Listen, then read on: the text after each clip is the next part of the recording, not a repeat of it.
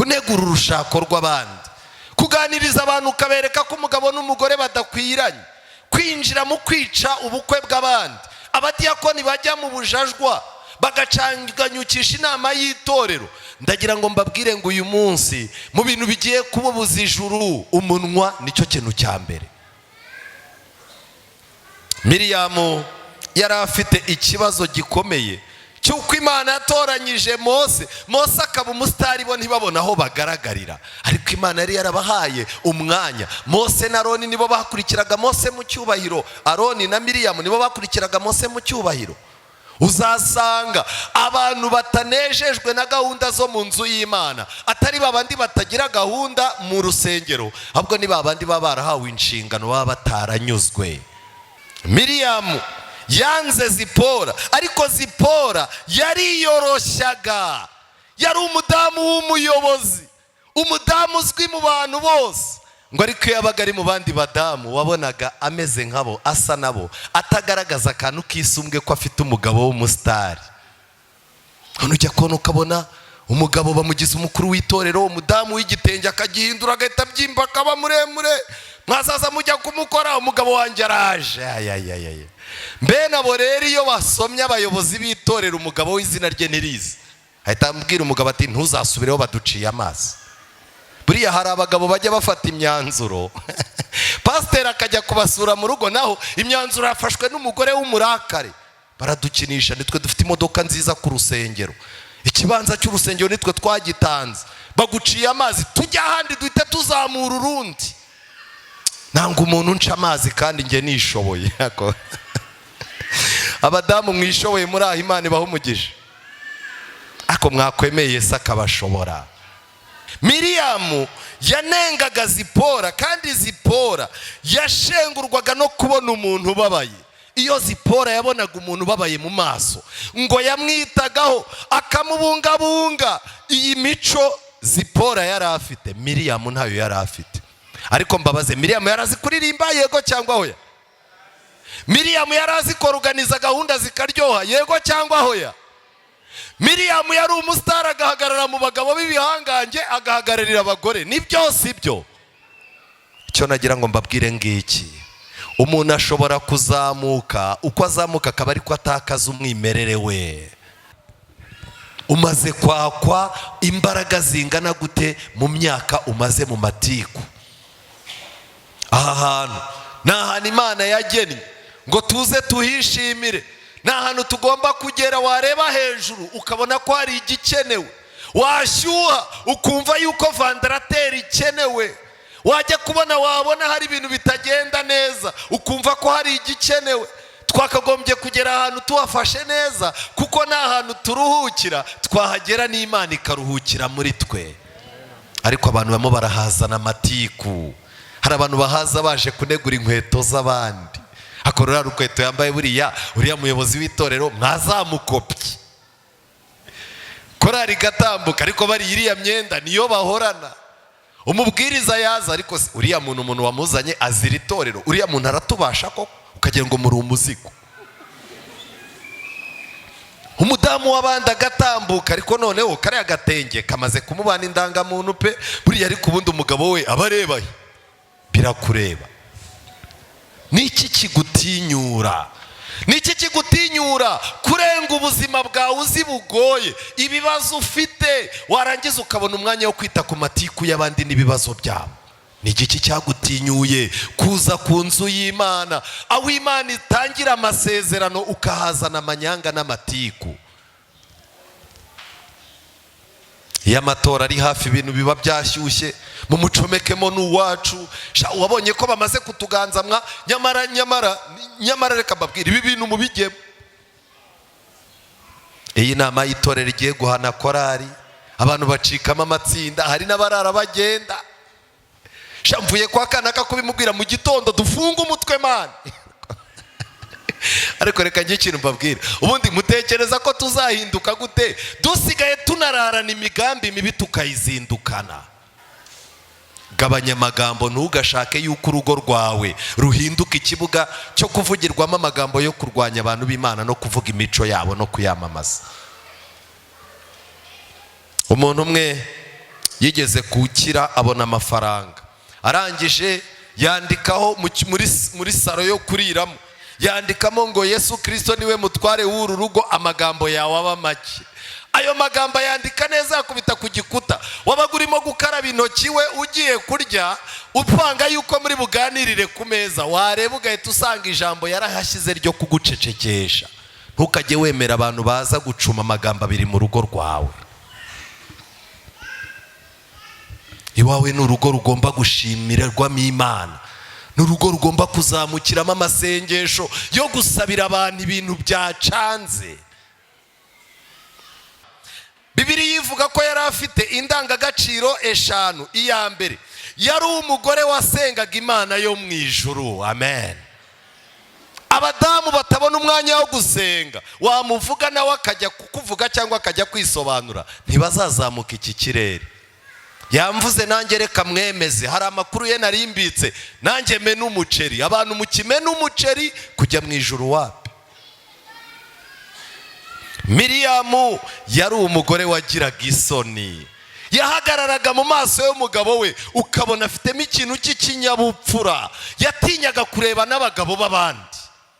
Ariko ubu abadamu bariho uyu munsi wa none n'abarakare gusa, abahagararanye n'umugabo arimo kumbwira ngo none se ma, umugabo yarangiza abandi akavuga ati ko uriya mugore wawe buriya byibuze yagiye gusuzugura mu rugo, twaba turi ku rusengero akagira gute akakuba. Mwabagore gusuzugura abagabo mu rugo byo mwamaze kwiyakira, mwarabashoboye.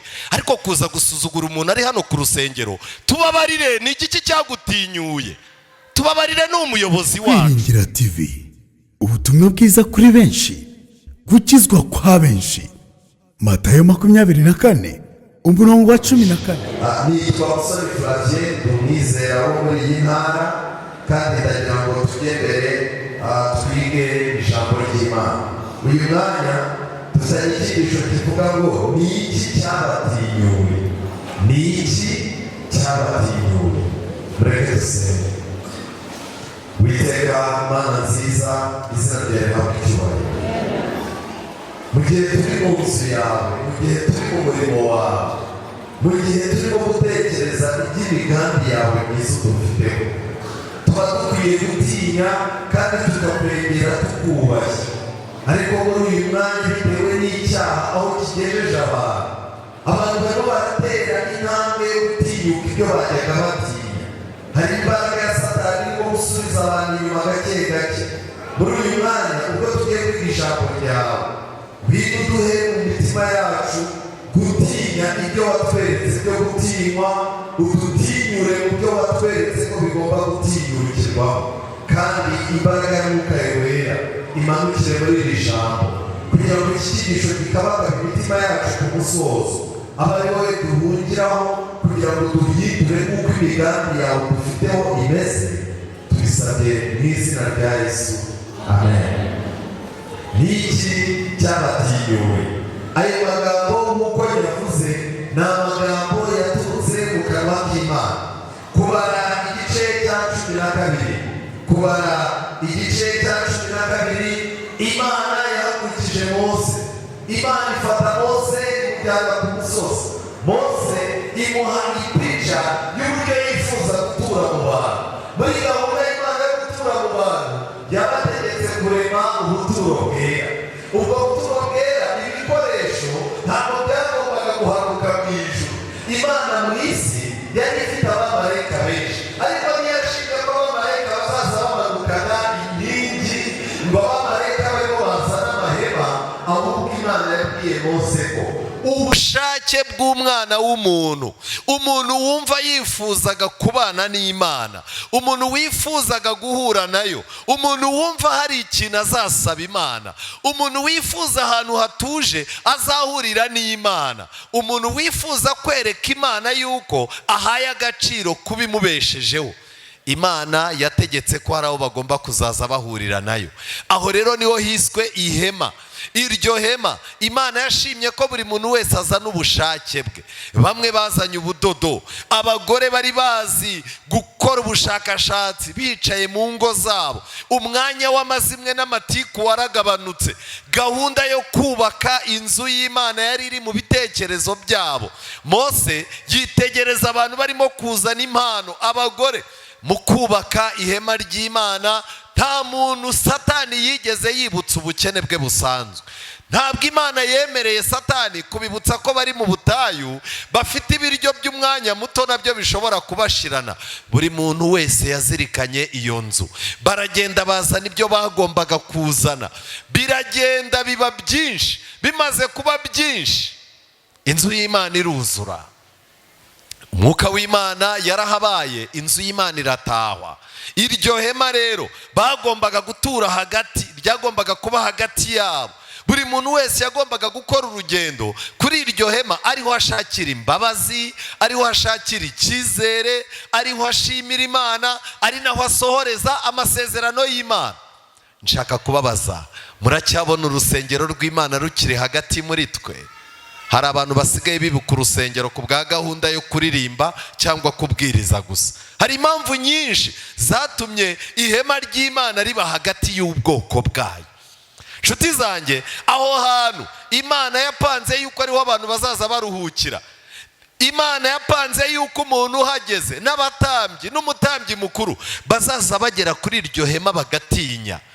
Ariko ibintu byaje kuba ibintu bisanzwe. Abantu batangira kuzaba bahavugira ibibazo byabo byo mu rugo. Abantu batangira kuzaba bahaterera inkuru, bahaterera imisingo. Umunsi umwe baratandukira. Igice cya 12 kubara, Miriyamu na Aroni banegura Mose kubw'umunyetiyopiyakazi yarongoye. Koko yari yararongoye umunyetiyopiyakazi. Baravuga bati, ni ukuri Uwiteka avugira mu kanwa ka Mose musa, twe nta tuvugiramo. Uwiteka arabyumva. Kandi uwo mugabo Mose yari umugwaneza urusha abandi bantu bo mu isi bose. Igihe cyose uzabona abantu baguhagurukiye bakuvuga, jya umenye ko watangiye kuba umugwaneza. Ntabwo Imana yakwemera ko abantu baguhagurukira itamaze iminsi ifite ikintu irimo gukora mu buzima bwawe. Kubw'ibyo rero Mose baramuhagurukiye.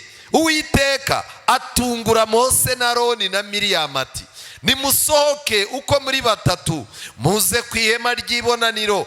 Barasohoka uko ari batatu. Uwiteka amanukira mu nkingi y'igicu, ahagarara mu muryango w'ihema ryera.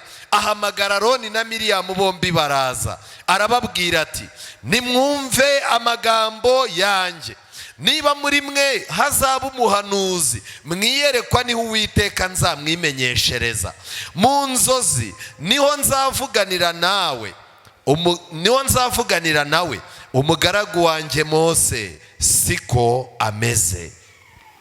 Akiranuka mu rugo rwanjye hose. Muvuge ngo amena. Uwowe tujya twivuganira n'akanwa kacu neruye, atari mu migani, kandi ishusho y'Uwiteka ajya yibona. Amagambo nashakaga muyasomere rimwe abafite Bibiliya. Nuko musubiremo. Nuko niki cyabatinyuye? Niki kintu cyabatinyuye? Hari igihe umuntu atinyuka ikintu ukavuga uti ibi bintu ntibisanzwe, nshaka kumenya impamvu yabiteye. Turi mu gihe abagore barimo gutinyuka bakabwira abagabo ijambo riteye ubwoba. Umuntu wavuze ngo tuzabana dukize dukennye, ukumva ahamagaye abantu, abwiye umugore we, naraguhaze n'ubundi sinigeze nkukunda. Ukibaza, ni igiki gitinyuye umuntu warahiriye imbere ya pasitoro, umuntu wagiye imbere y'ibendera ry'igihugu? Ni igiki kimutinyuye kuvuga amagambo nk'aya? Ariko najya mbabwira, nubona umuntu atinyutse ikintu yajyaga atinya kera, jya umenya yuko yahuye n'utinyura abantu mu mafuti. Ni iki cyabatinyuye? Mose, abamarayika b'Imana bari bamuzi. ijuru ryamutangiraga ubuhamya yuko ari umugwaneza mu isi yose. Imana iyo yajyaga kuvugana nawe, Imana ntiyavuganaga nawe mu migani, yaramweruriraga, yari inshuti y'Imana. Ni igiki cyabatinyuye?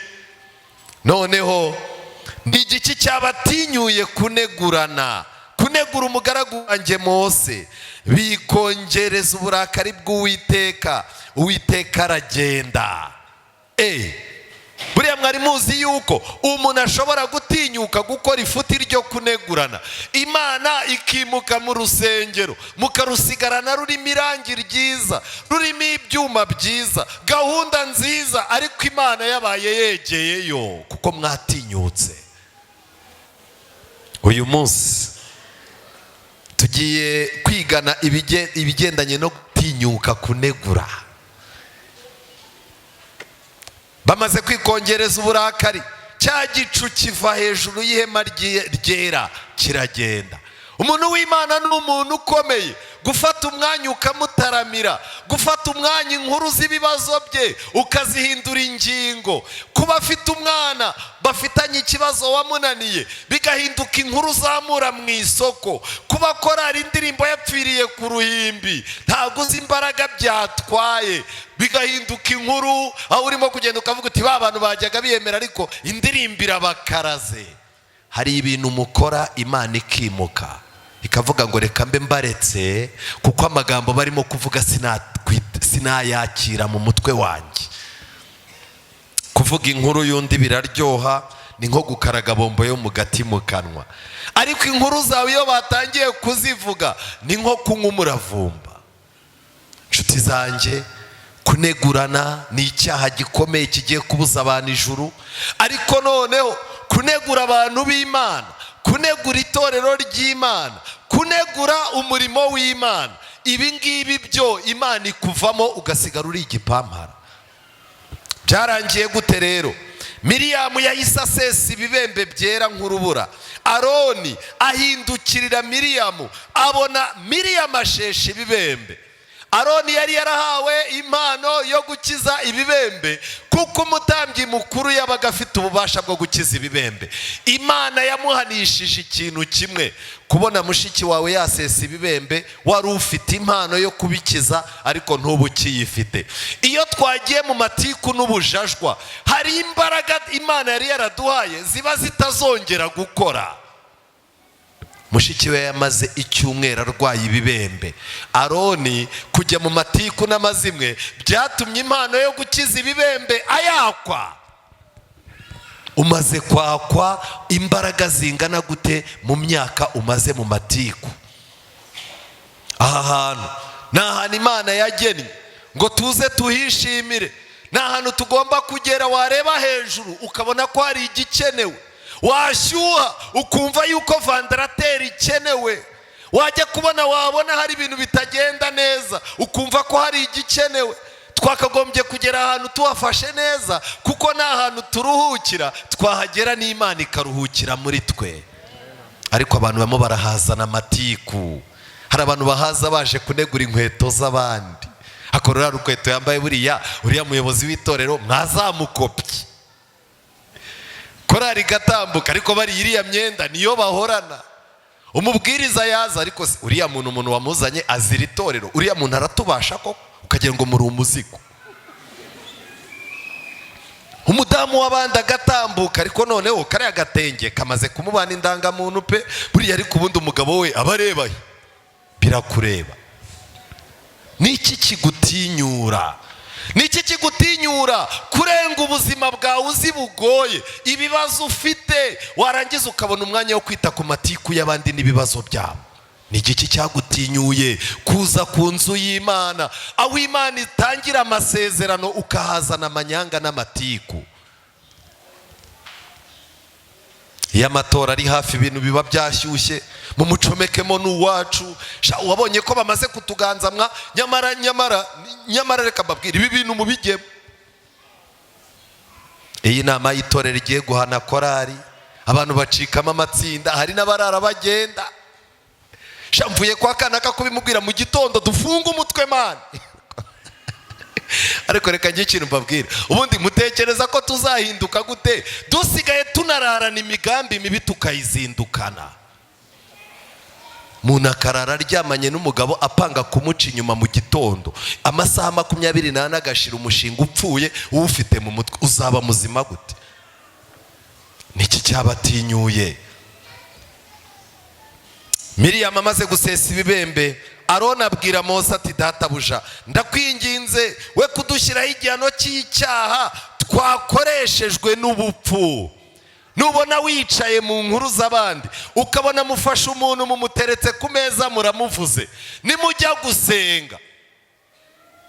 Twigeze kwicara ahantu turimo kuganira, mugenzi wacu azana inkuru y'undi mugenzi wacu ayikubita ku meza, baraganira barangije barambwira bati rero ni wowe uza gusenga. Singiye kubabeshya, nashatse ikintu ndasengera ngira gute ndakibura. Tumaze umwanya muri aya matiku, aba bantu bavuze, urumva nge bambwiye gusenga, ntangira kwibaza icyo ndaheraho. Nashatse isengesho ndaribura, tangije ndahaguruka ndababwira, numva rero mushyiriho igice cy'indirimbo. Buriya iyo uririmbye igice cy'indirimbo, nta ndirimbo ishobora kurangira itakwibutsa amafuti wagize gute. Tugiye gusenga, ndasenga, ariko hari ijambo nirinze kuvuga. Ijambo rivuga ngo mu magambo twavuze Mana utoremo amazima. Mutekereza ko Imana ifite akayungirizo ko gutoranya amagambo y'amatiku? Wavuze ibya Rayon Sport, uvangamo iby'amoko, ujya kuri za BBC, uragarukuza mu nama y'itorero ibibazo byavutse, unegura inyubako, unegura abakozi b'Imana. None Imana ifite umwanya wo kujya muri ayo matiku ngo iyungurure itoranye mu twiza? Bibiliya iravuga ngo nta cyiza umunyabyaha agira. Abantu barimo baradodesha amakoti, abantu barimo barambara za bubu, insengero turimo kubaka, ariko nagiye mbabwire ngo umuntu udashobora gushimira Imana mwene se mu mutima, ahubwo akamugayira mu mutima, ntashobora kuryinjiramo. Ntago bibaho. Ibibazo, Mose amaze kubona ko ikibazo cyavutse, atakira Uwiteka ati Mana ndakwinginze mukize. Uwiteka asubiza Mose ati iyaba se yamuciriye mu maso gusa ntiyakozwe n'isoni iminsi 7. Imana yavuze yuko kwicara bakavuga Mose adahari. Imana yabifashe nko gufata Mose bakamucira hehe? Mu maso. Ku Mana nta mikino. Ujya ushaka ibindi uvuga, ariko kuvuga umuntu w'Imana. Ujya ushaka ibindi usebya, ariko gusebya umurimo w'Imana. Ujya ushaka ibindi urangariramo, ariko gufata umuntu wibereye mu bigeragezo ukamuhindura inkuru. Ni ikosa rikomeye Imana ibibara yuko wamuciriye mu maso. Tugiye kubura ijuru turi bujijwe n'umunwa. Tugiye kubura ijuru iminwa yacu twarayiririmbishije, ariko tuyivugisha n'ubujajwa. Abantu bose bafite umwanya wo kuvuga abandi ntago bashobora kubona ubwiza bw'Imana. Mana mfasha ngo mvuge neza. Mana mfasha kugira ngo ikinurutsemo kiruhura abandi. Hano hari abantu Imana mu myaka yashize yari yarabahaye impano yo kuvuga neza, impano yo gusura umuntu ukamuganiriza akaruhuka, impano yo gufasha umuntu yaba naciye ku rusengero nta gahunda yo gusenga ukamuganiriza mpaka yicaye mu materaniro. None iyo mpano yamizwe n'ubujajwa. Niki cyari cyihishe inyuma hano? Icyambere, Miriam na Aroni bari bafite ikibazo cyo kunegura urushako rw'abandi. Urajya mu rugo rw'abandi kurebamo ibiki birakureba. Ako uriya musaza wacu ukurikije ukuntu areye, kariya gakobwa yagatoraguye. Mureke yaragatoraguye uzabimenya bashaje. Ni wowe ushinzwe iby'abatoragura abandi. Kunegura urushako rw'abandi, kuganiriza abantu ukabereka ko umugabo n'umugore badakwiranye, kwinjira mu kwica ubukwe bw'abandi. Abadiyakoni bajya mu bujajwa bagacanganyukisha inama y'itorero. Ndagira ngo mbabwire ngo uyu munsi mu bintu bigiye kububuza ijuru, umunwa nicyo kintu cya mbere. Miriam yari afite ikibazo gikomeye cyuko Imana yatoranyije Mose akaba umusitari bo ntibabona aho bagaragarira, ariko Imana yari yarabahaye umwanya. Mose na Aroni nibo bakurikiraga Mose mu cyubahiro, Aroni na Miriyamu nibo bakurikiraga Mose mu cyubahiro. Uzasanga abantu batanejejwe na gahunda zo mu nzu y'Imana atari babandi batagira gahunda mu rusengero, ahubwo ni babandi baba barahawe inshingano baba bataranyuzwe. Gabanya amagambo, ntugashake yuko urugo rwawe ruhinduka ikibuga cyo kuvugirwamo amagambo yo kurwanya abantu b'Imana no kuvuga imico yabo no kuyamamaza. Umuntu umwe yigeze kukira abona amafaranga, arangije yandikaho muri saro yo kuriramo, yandikamo ngo Yesu Kristo niwe mutware w'uru rugo, amagambo yawe aba make. Ayo magambo yandika neza yakubita ku gikuta. Wabaga urimo gukaraba intoki we ugiye kurya, upanga yuko muri buganirire ku meza, wareba ugahita usanga ijambo yarahashyize ryo kugucecekesha. Ntukajye wemera abantu baza gucuma amagambo abiri mu rugo rwawe. Iwawe ni urugo rugomba gushimirwamo Imana, ni urugo rugomba kuzamukiramo amasengesho yo gusabira abantu ibintu byacanze. Miriyamu, Mose yari umugwaneza, ariko ubugwaneza bwa Miriyamu ntibwabonekaga. Umugore wa Miriyamu, umugore wa Mose, Miriyamu yavugaga yari ateye ate? Muntega amatwi, uyu mugore ntabwo yari igikara bavuze ngo ni umunyetiyopiya, ntabwo yari igikara, nta nubwo yari umugore mubi, ahubwo iyo wanga umuntu nta kintu cyiza umubonaho. Iyo wanga umuntu nta kintu cyiza umubonaho. Ubu umuntu ashobora kunyanga akanyita umuntu w'inzobe mureba ukonza. Urwango rukwereka ibintu binyuranye n'uko umuntu ateye. Umugore wa Mose yari yaramubonye Miriyamu atabigizemo gahunda. Ntukajye wumva yuko buri munsi abantu bagomba gukorera ubukwe hano ku rusengero ari wowe ugomba kuba warabahuje. Uriyikize. Miriyamu yumvaga Mose agomba gushaka umuntu Miriyamu yamutereteye. Mwababyeyi mwe nimugabanya amatiku no kwinjira mu bintu bitabareba. Miriyamu yari yareze uyu mugore yuko ari mubi, ndetse amwita umunyetiyopiya kugira ngo abantu bamwange.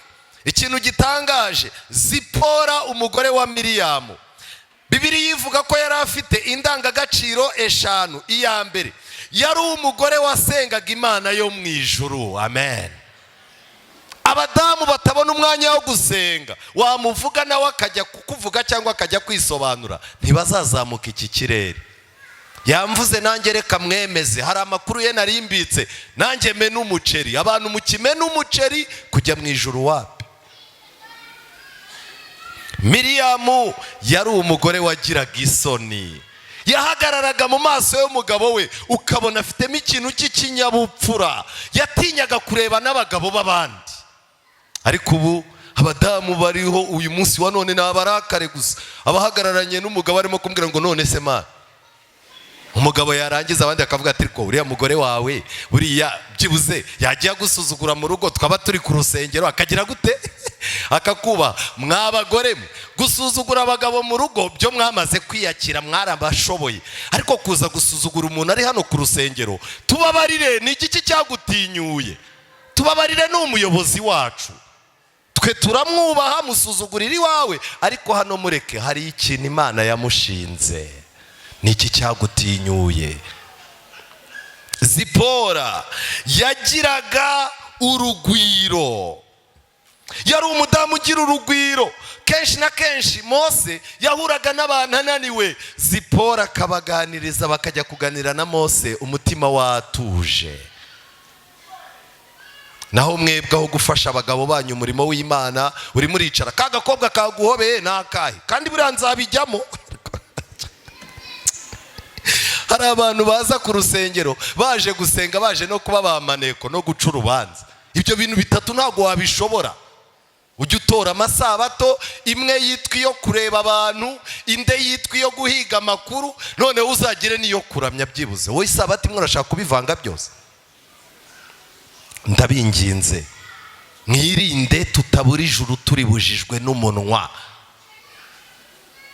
Miriyamu yanze Zipora, ariko Zipora yariyoroshyaga, yari umudamu w'umuyobozi, umudamu uzwi mu bantu bose, ngo ariko iyo yabaga ari mu bandi badamu wabonaga ameze nkabo, asa nabo, atagaragaza akantu kisumbwe ko afite umugabo w'umusitari. Hano ujya kubona ukabona umugabo bamugize umukuru w'itorero, umudamu w'igitenge akagihindura agahita abyimba akaba muremure, mwazaza mujya kumukora, umugabo wanjye araje. Mbe nabo rero iyo basomye abayobozi b'itorero umugabo w'izina rye ntirizi, ahita ambwira umugabo ati ntuzasubireho baduciye amazi.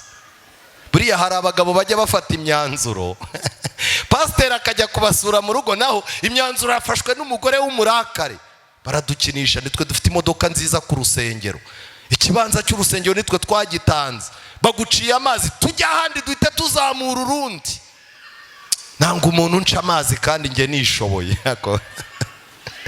Abadamu mwishoboye muri aho Imana ibaha umugisha, ako mwakwemeye Yesu akabashobora. Umuntu wese uzaha umwanya amatiku azisanga urugendo rujya mu ijuru yaruhagaritse. Miriyamu yanengaga Zipora, kandi Zipora yashengurwaga no kubona umuntu ubabaye. Iyo Zipora yabonaga umuntu ubabaye mu maso, ngo yamwitagaho akamubungabunga. Iyi mico Zipora yari afite, Miriyamu ntayo yari afite. Ariko mbabaze, Miriyamu yari azi kuririmba yego cyangwa hoya? Miriyamu yari azi kuorganiza gahunda zikaryoha yego cyangwa hoya? Miriyamu yari umusitari, agahagarara mu bagabo b'ibihangange, agahagararira abagore. Ni byose ibyo. Icyo nagira ngo mbabwire ngiki, umuntu ashobora kuzamuka, uko azamuka akaba ariko atakaza umwimerere we. Nshuti zanjye, Imana yafashe umwanzuro. Miriyamu icyaha cye kimaze kumenyekana, Imana irazi basanga baganira, bari barimo kwiganirira bisanzwe, ariko ngo aho hantu hari abandi bantu, hari n'abana n'abandi bantu basanzwe. Imana yacu kuko ari Imana izi ubwenge, ntago yahise icira urubanza aho, yarabirebye iravuga iti nta mpamvu z'uko Miriyamu na Aroni mbaha rubanda, mugende mujye ku buturo bwera tujye kuganirirayo. Baragenda. Kubera iki? Nubwo bari baragize umwanya w'amatiku, Aroni yari umutambyi, Miriyamu yari ashinzwe izindi gahunda, kuzana amatiku yabo akaganirwa muri iyo saro yari iriho abantu. Umuntu wese yari kuzaza yicara akavuga tumva, nukubona abantu mu makanzu yera nta kigenda, sinzanasubirayo. Imana irangije iravuga ngo mugende mujye ku rusengero. Uzagira akaga Imana niramuka ibonye ibibazo byateje ibibazo, Imana igashima yuko bitigirwa mu ngo, ikabizana mu rusengero ngo byigirwe mu nama y'itorero ya ninjoro. Abagabo n'abagore bakicara, ukuri bakagushyira hasi ngo bakize umuntu, warangiza ukajya gusura umuntu umushyiriye ubujajwa bwo mu nama y'itorero, uzasesa ibibembe. Gusa kuri iki gihe nta muntu usesa ibibembe ngo bigaragare. Niyo mpamvu usigaye mubona abantu bararangiye, ukabona umuntu urimo uramureba ari umuyobozi w'itorero, ariko wamureba ukabona ameze nk'ikaritasi iri aho, nta kuragira, nta cyubahiro abizera bamugomba. Ijambo ry'Imana yajya kurivuga ukabona ntago bimubereye. Kubera iki? Kubera kuba mu matiku n'ubujajwe igihe kirekire, byageze aho asa na bwa bujajwe abamo. Ndabasabye nubona Imana ifashe ibibazo ikabizana ku rusengero ngo abareho byigirwa, uzirinde gushaka ko bitaramirwa mu rugo rwawe. Nshuti zanjye, ikindi kintu gikomeye, Imana yabahaye amahirwe ngo bihane, ariko Miriyamu ntiyabigaragaza. Kubw'ibyo rero Imana yahise yemera ko Miriyamu ashesha ibibembe. Kubera iki? Niwe amakuru mabi yari yaturutseho. Aroni ashushanya abayobozi bo mu minsi y'imperuka. Aroni umutimanama wamubwiye yuko ibintu Miriyamu arimo kuvuga ari amafuti, ariko Aroni aravuga ati Miriyamu ni umuntu w'inshuti yanjye, ngiye yagira ngo nabiciye amazi. Aguma aho hafi ngo abyumve, kandi abizi ko atari iki, atari ukuri. Ndabizi neza ko hano hicaye abantu bagendana n'abandi, ukicarana n'umuntu akavuga abantu, ukicarana n'umuntu akavuga urugo rw'abandi, ukicarana n'umuntu akarya inyama z'abantu, akavuga abantu, agasebya abayobozi, agasebya itorero, warangiza ukavuga uti hoya ntabigaragaza, akagira ngo nanjye sindi kumwe nawe. Hari ingaruka uzabona. Bibiliya iravuga ngo nta muntu wayo ugomba kwicarana n'abakobanyi. Ni ikosa rikomeye. Nubwo atari wowe uvuga ayo magambo, ariko kuhicara umunsi umwe, umuntu akagusura bwa kabiri bwa gatatu, muri mu nzangano, murimo kuvuga, murimo kunegura abantu, Imana ntabwo izemera ko birangira gutyo. None se Miriyamu ko yasheshe ibibembe akamara iminsi 7 hanze y'ingando, ni irihe somo Imana yashakaga gutanga? Icya mbere, Imana yari ihaye Miriyamu umwanya wo kwitekerezaho, kugira ngo amenye ko nubwo anegurana ibibembe yagiye kubona. Ndajya mbabaza, ibibembe byavuye hanze ye cyangwa byamuvuyemo? Ibibembe byamuvuyemo bivuze ngo iki? Njyewe Musoni nicara ku nkuru yawe nerekana ububi bwawe, byanga byakunda nanjye mfite ububi bwanjye, hari abantu babuzi, ariko abo bantu bambikiye ibanga ngo ntaseba. Iyo rero umennye ibanga ukavuga undi, uba urimo kubwira Imana ngo n'abandi bari babitse amabanga yanjye nabo bamene umuceri. Niyo mpamvu uko ushora imbaraga mu kuvuga abandi, uzasanga nawe havutse abantu bashora imbaraga mu kukwamamaza no kugutaranga. Abagore muri aha mwiriwe? Mwiriwe? Umuntu umwe yarambajije ati ukwezi abagore bagiramo amagambo make ni ukuhe? Ndamubwira ntibiranshanze. Arambwira ati ni ukwezi kwa kabiri kuko kugira amatariki make. Ibyo bintu byarambabaje kuko nari nkiri muto, ariko aho imperuka itugejeje, kera bajyaga bahamagara umudamu bakamubwira ngo subiramo ibyo wavuze. None muri no minsi basigaye bazana abagabo, ukabona umugabo baramuzanye ngo subiramo ibyo wavuze, ukabona umugabo arebye hirya no hino. Ubundi ntabwo ari ibintu by'abagabo kumubona mu bujajwa, ariko imperuka niwe itugejeje. Musabe Imana yinjire mu mitima yacu, itwigishe kuvuga. Musabe Imana yinjire muri twe. Uru rusengero, inzu y'Imana, ubutaka bwera, nituhagera tujye tuba tuje kuramya Imana no kuyishima, aho kuza kuhapangira imigambi mibisha yo kuvuga abantu no gusebya umurimo. Siko amateraniro arangira abantu bagahura, yarangiza akamubwira ati ntuncike ngo amakuru y'akanaka, siko namubonye inyuma ijisho ryabyimbye. Wabona umugabo yamuteye inguma, ariko amakuru ndayagwa adafite ivumbi. Amakuru adafite ivumbi twebwe dufite na yuko umwami Imana arimo kusukira abantu be imbaraga, kuko isi igiye kurangira. Ayo makuru ufite nta sana afite. Bibiliya ivuga ngo muhoze umutima kubiri hehe? Kubiri mu ijuru. Inshuti z'Imana, uyu ni umunsi mwiza wo kwihana. Mose nta kindi yari gukora. Imana yahaye Miriyamu iminsi 7 yo kwitekerezaho. Icya kabiri, Imana yeretse Miriyamu yuko adahari ibintu byakomeza. Adahari ibintu byakomeza. Yarazi yuko adahari ibintu byahagarara, gahunda zarakomeje. Hari umunsi mwigeze mwumva ibitambo byahagaze? Ntibibaho. Uzazana amatiku muri korari, uzana amatiku mu nama y'itorero, ufata imyanzuro wivumbure, ugire ngo ibintu bizahagarara, ahubwo ubone nibwo bigiye neza. Isomo rya gatatu, Imana yari irimo kwerekana Abisiraheli nabo ntabwo bavuze ngo Mose ntabwo yabwiye Abisiraheli ati ubwo uriya gize ibibembe twikomereza urugendo n'ubundi turimo turakererwa, ngo ahubwo ngo bategereje iminsi 7 irangiye, Imana imukuraho ibibembe, bongera kunezerwa bamubonye agarutse mu ngando asa neza. Amen. Bakomezanya urugendo. Nta munezero n'umwe uzakomora ku kuba umuntu yaguye mu cyaha warangiza ukamujugunya ugakomeza urugendo. Ushobora kuzagera imbere ukamukenera, kuko ababiri baruta iki? Igihe tuba turi mu nama z'itorero bakavuga bati uyu muntu yakoze iki cyaha, ukumva umugabo arahagurutse. Njyewe rero nza ninaniriwe, nta mpamvu yo gutinda kuri uyu muntu, ubundi amaze iki hano? Hari amafaranga atanga ahagije? none se ubundi ni umukire ku buryo yahungabanya itorero? mufate umwanzuro, ntabwo tuzaza turara ku bantu ba feke nk'aba. ariko cyaba ari icyaha barimo kugoragoza cy'umuntu w'umukire. mwihangane tubigendemo gake, rega ibyaye ikibazo igira gute?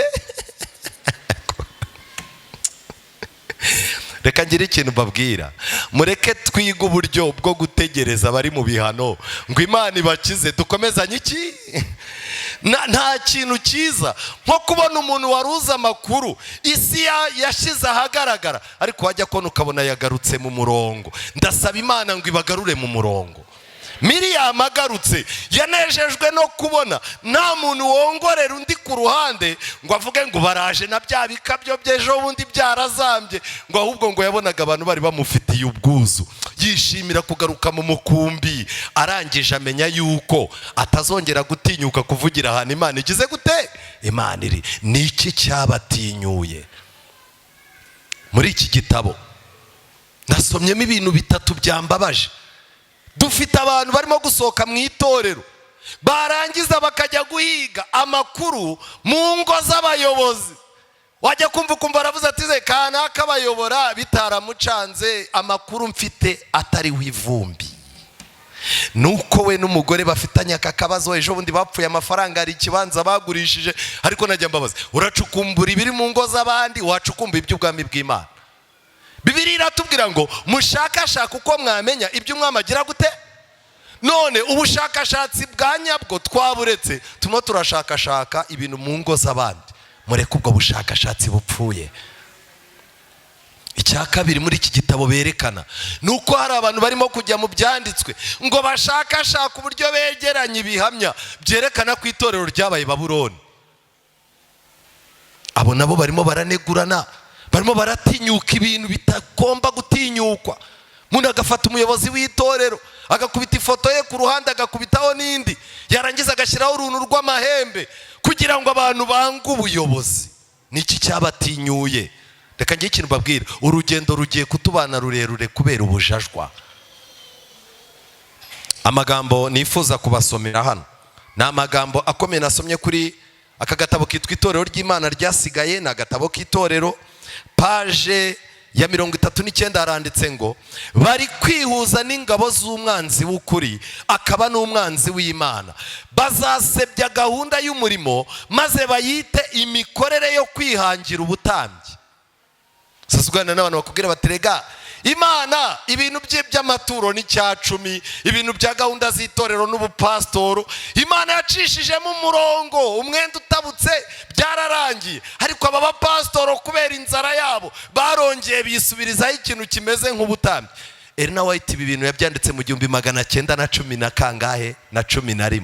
ubu uyu munsi wa none niyo ntero. uganira n'umuntu akakubwira ati ubundi ibintu by'ubupastori Imana yabikuyeho, nanjye nashyingira, nanjye nabatiza, ufite icya 10 nanjye wakima, nanjye nakirya. kandi birirwa mu ngo berekana, bazenguruka mu ngo basura abantu, bifashisha amapica mabi y'ibintu by'intege nke ziri mu itorero, babyamamaza ngo abantu banga itorero. ibi bintu birimo ingaruka mbi. nshuti zanjye, Imana yafashe umwanzuro, irangije igarura Miriyamu. nta mateka Miriyamu yandi tuzi. Miriyamu yitoje guceceka kugeza umunsi we wa nyuma. nzajya ngenda niyoroheje mu mutima. Imana yiteguye kutubabarira, Imana yiteguye kugira ibyo dukorera bidasanzwe. twihute dushaka umusozo. Bibiliya iravuga ngo iki? Zaburi ya 15. Zaburi 15. Bibiliya iratangaje. Dawidi waciye mu bihe bidasanzwe yanditse amagambo akomeye. Zaburi 15 umurongo wa mbere, Uwiteka ninde uzaguma mu ihema ryawe? abantu bari barakoresheje imbaraga bubaka ihema, mwakoresheje imbaraga mwubaka uru rusengero. kuri uyu mugoroba turaza kugira undi mwanya wo kugira ikindi kintu dukora, kandi icyo turi bukore kiranezeza Imana. ariko nagira ngo mbabaze, nubwo turimo kubaka uru rusengero, ni bande bazarugumamo? abantu b'abanyamazimwe n'abantu batinya kuvugwa, abo bombi ntibazaramira muri uru rusengero. umuntu bavuga akantu ngo sinzasubirayo, umuntu bavuga akantu muri korari agahita asezera, umuntu bavuga akana agahita avuga ngo mu nama y'itorero ntibazongere kumutora. Kuramba ntago bishoboka. Imana irashaka abantu bicaye mu itorero ku buryo nubwo bavugwa bubura amaso nka Mose bakavuga ngo icyo nzi cyo nuko ku Imana inzi, binyuranye nuko abantu bagize gute banzi. Uwiteka, ninde uzaguma mu ihema ryawe? Ninde uzatura ku musozi wawe wera? Icyambere ni umuntu ugendera mu bitunganye. Icya kabiri agakora ibyo gukiranuka. Icya gatatu akavuga iby'ukuri nk'uko biri mu mutima we. Icya kane utabeshyeresha abandi ururimi rwe. Icya gatanu ntagirire nabi mugenzi we. Icya gatandatu kitumaze ntashyushye inkuru y'iki turanye we.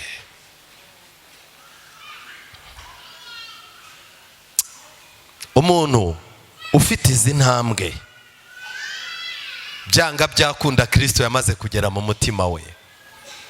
Gushyushya inkuru z'abandi ni ukuzifata zishobora kuba zabaye ugashyiramo umunyu n'urusenda n'ibindi birungo, wamara gukubitamo ibirungo inkuru ikaryoha ku buryo ubwira umuntu uti ngufitiye amakuru. Umudamu akabwira umugabo ati genda umukozi akugaburire, hari amakuru ari hano.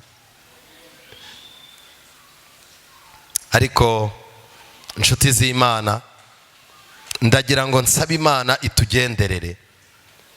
Inama zigirwa itorero, paje 137 igitabo gishya. Hariho bamwe berekana ibicumuro n'ibidakwiriye by'abandi bakoze ngo bahuze abantu be kureba ibyabo, cyangwa se ngo bereke abandi ishyaka rikomeye bagirira Imana n'itorero. Nushaka kwereka umukuru w'itorero ko ukunda idini, ntuzamushyire amakuru y'abaryanga. Nushaka kwereka pasitoro muri firidi yuko uri umukozi mwiza, ntabwo bizagusaba kujya kwerekana ko izindi korari byazambye ari iyanyu yonyine isigaye. Nushaka kujya kuba inshuti na pasiteri, uzamushyire lisite y'ibintu bikeneye mu murimo, aho kumwereka abantu barimo gutuma ibintu bitagenda neza. Kuko niwerekana urutonde uzarukora wibagirwe gushyiraho izina ryawe, Satani azarukwaka n'izina ryawe agire gute arishyire munsi. Ndasaba Imana ngo igire ikintu kidasanzwe ikora mu buzima bwacu. Twongere dutinye Imana, twongere dutinye abantu b'Imana, twongere dutinye itorero ry'Imana, twongere dutinye gahunda yo mu nzu y'Imana. Muri twe habemo ikintu cyo kubaha bidasanzwe. Kandi nanone ndagira ngo nsaba umuntu wese uri hano wumva yuko ubuzima bwe hari ibihe yagezemo kubw'agahinda, kubwo gufatwa nabi, akanga abantu. Umuntu ushobora kuba yaratanze umuntu akamuvugaho ibintu bitari byo, n'umuntu waciwe intege n'ibyo yavuzweho kugeza ubwo kumubabarira mu mutima yumva bimugoye. Abo bantu ndabararika uyu mwanya ngo baze twegere Imana iduhindurira amateka. Bishoboka ko uyu munsi hari Miriam ugiye kongera kugaruka mu ihema kugira ngo tubone gukomeza urugendo. Niba ushaka Imana, niba ushaka ko Imana ijya ku munwa wawe ikakubera umurinzi, Kristo akaguhindura icyaremwe gishya, tera intambwe ze dusenge. Minota yaducitse, tera intambwe ze. Sabandi niba n'indirimbo bikongere kwiheba, Mana mfasha mvuge neza, Mana indirimbo nziza bashisha kurangurura, ngo byumvikane hose niba urukundo rwanjye rwahumuriza abandi, niba nagira icyo nkora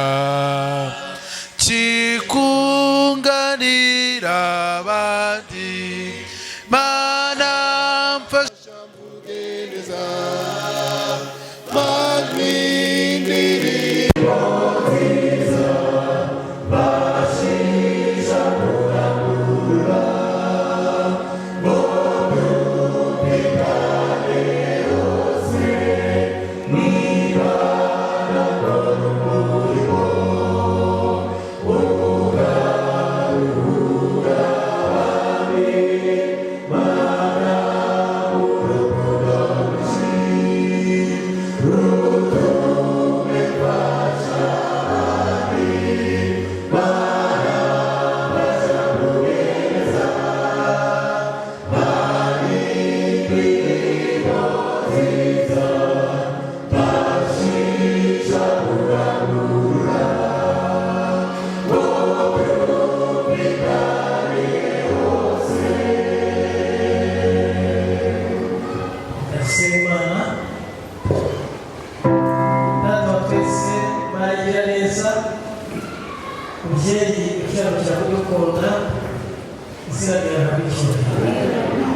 tugushimiye uburyo twarukanije imyanda imwe ukaguza mu nzu yawe twaje twakuye tuzi mu nyacyaha bwacu ariko bazaza bari iminsi yose izina ryawe.